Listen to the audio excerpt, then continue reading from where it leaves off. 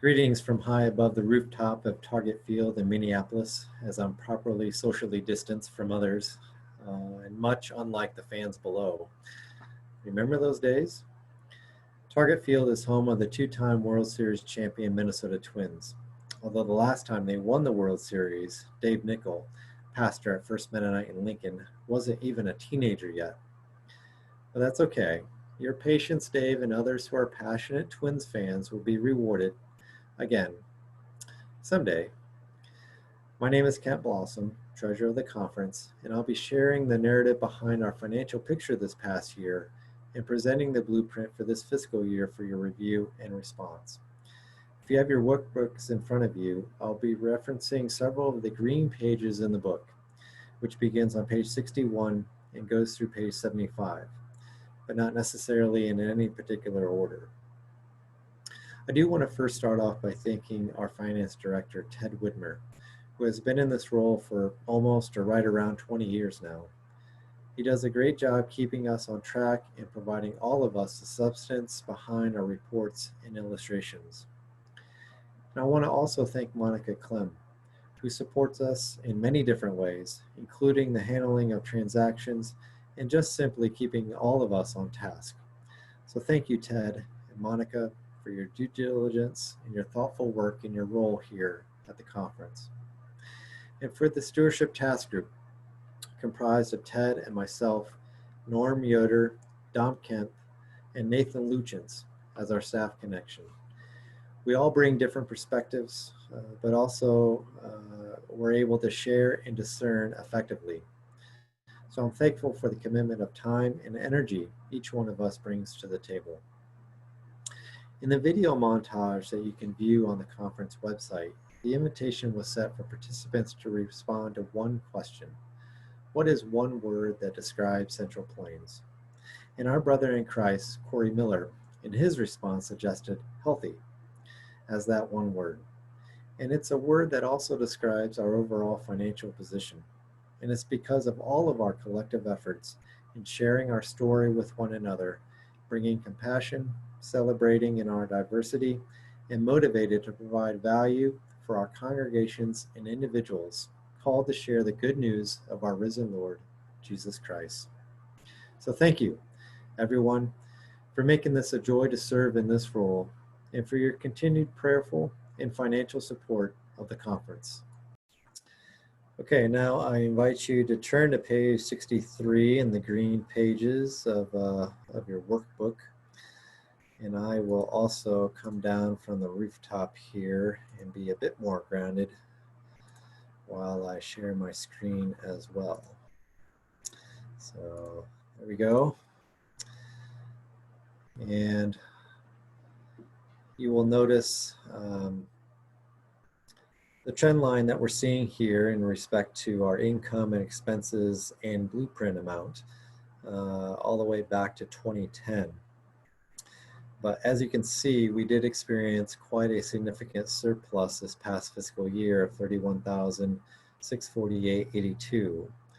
And that's on the heels of another significant surplus in 2019 as well.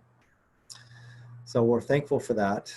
There is a big reason why we did experience that larger amount, and that is because of our less than full staff capacity, and as a result, saving in salary and benefits. So I'm thankful for the opportunity for other staff members and committee members and board members to step up and bridge that gap. But I'm also thankful that we can now become full capacity in staff beginning September 1. So we're looking forward to that as well. A couple of other line items that I want to highlight here. We'll go back to this trend line. The first one is line 4700, income from other. And that is a direct result of an estate gift that we received this past year, in our call to do a 20% tithe of that gift into our spending blueprint. So that's where that income is being identified. The other two items of note is line 5370 and line 7420. And these are really just a direct result of a timing issue.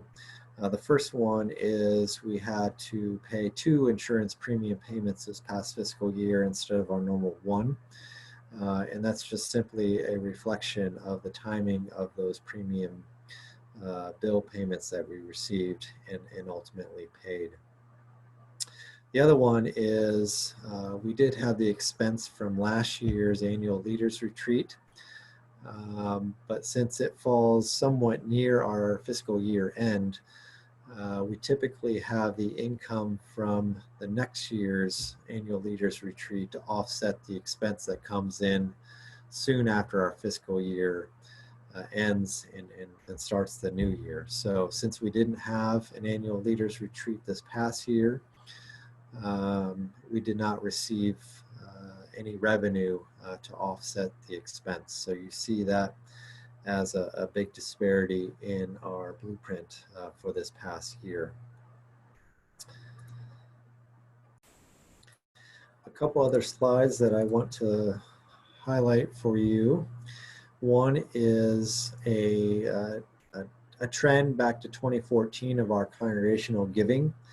And despite the fact that we're seeing a trend that's in decline, we are seeing here a more recent increase in our congregational giving. So that's definitely something to be hopeful for in the near term and to continue to keep us sustainable in the future. The other graph is with respect to individual giving. And we do also see a trend line that is in decline mode, but there is another reason why that is the case as well. We've had typically a end of the fiscal year appeal letter go out. And for the last 2 years, we have identified a surplus, as you would have seen in our previous illustrations. So we decided to make an invitation to support our new ministries fund as a result, instead of going into our spending blueprint to meet budget expenses. And so it gave us an opportunity to do that. As a result, we did see some lower individual giving, but still very thankful for that participation. Some more detailed information on congregational and individual giving can be seen on page 75, as well as on page 74. You can view what we transfer to other church agencies and other entities that individual congregations want to support and filter through us as a conference in doing so. Right now, we'd like to just highlight our new ministries fund, and just to remind folks of the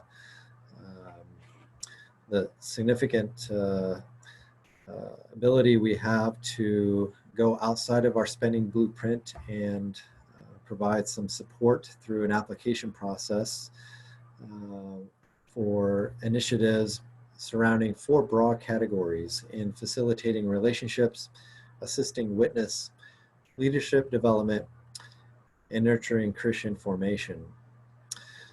So the process here, as you can see on our website, is filtering through an application form, and there are instructions on the website in how to do that more effectively. And then also the rubric that the Stewardship Task Group uses to facilitate these applications, review, discern, pray about it, and then ultimately provide a recommendation to the board for their approval. There are monies available, like I said, and that's identified on page 73 in our unrestricted funds. And you can see the 4 broad categories there that's available. how this process works in terms of what money is available is that we do take 15% of the ending balance as of April 30, the end of our fiscal year. 15% of that amount, and that's what is determined as available for disbursements for the next year. So, and again, that is done through an application process, which again, you can see and view more details on the Central Plains website. Before we turn our attention to the spending blueprint for this next year, would just like to lift out and highlight on page 62 our balance sheet, identifying our assets and liabilities and equity there. The assets, just as a reminder here, with our cash shortfall savings, line 1005 of just over 67,000. Several years back, we had a goal and objective to really push that amount up. And so there was tremendous support that came in for that. And as a result, since our normal process throughout the year is that we don't necessarily have a surplus every month. In fact, we have more deficits than we do surpluses. And so we do use the cash shortfall savings quite a bit in those times that we are short. So we're very thankful for the establishment of that emergency savings account there for those times that we are short. Just a quick note again about the new ministries. The overall total that you see there on page 73, that is comprised of both the 1031 new ministries line item and also the 1100 investment line item. So if you add those together, that gives the total amount that we have in the new ministries fund. The investment piece is in a socially responsible investment management account with Everence Foundation that's managed by the home office in Goshen, Indiana. Okay, so let's turn our attention to the spending blueprint for this next fiscal year. Again, if you turn to page 63 in your green booklet, you'll see the first page of the 3-page spending blueprint, which is identified on the far right. There really isn't a tremendous amount of disparity of line items from last fiscal year to this fiscal year, but there are a few highlights that I want to suggest to you. The first one is the Mennonite Church USA salary guidelines has indicated a 1.8% cost of living adjustment. And so we've decided to also increase salary and benefits by that 1.8% amount as well for all of our staff and contract staff accordingly. So that's reflected in the blueprint. Again, just reiterating that we'll be at full staff capacity on September 1. So we do have a few months here in the short term where we're not at full staff capacity and saving some salary and benefits as a result. Just one particular note about our virtual annual meeting here. As you can see from last fiscal year, through registrations and offerings, we did have a $16,000 surplus from our expense level in our in-person annual meeting last year. And so without that, we are going to see a significant decrease in our revenue as a result. And so we're be thankful for offerings that may come in this weekend. So I would ask that we just prayerfully consider that to help support our conference in that way. The other particular item I want to highlight here is income from other. That is a direct result as a reimbursement from Sugar Creek Mennonite Church to pay for Rochelle's side of health insurance. The conference is taking on the Luchans group health insurance, but we're having, and Sugar Creek is acknowledging that and reimbursing us for Rochelle's portion. So that's where the income from other amount is coming from there. And of course, if we do receive any sort of a state gift throughout the year, we will be doing a 20% tithe into the spending blueprint, and that will be reflected as an amount there. Otherwise, everything has marginal differences from last fiscal year to this fiscal year, but really would encourage you to review this, prayerfully consider it.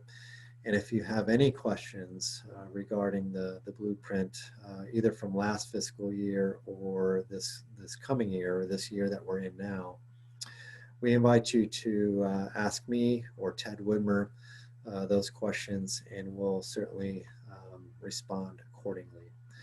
So I appreciate the opportunity to share the good news that we had experienced, and to share the good news that we see coming forward. So thank you again, and blessings to all of you, and we will see you again.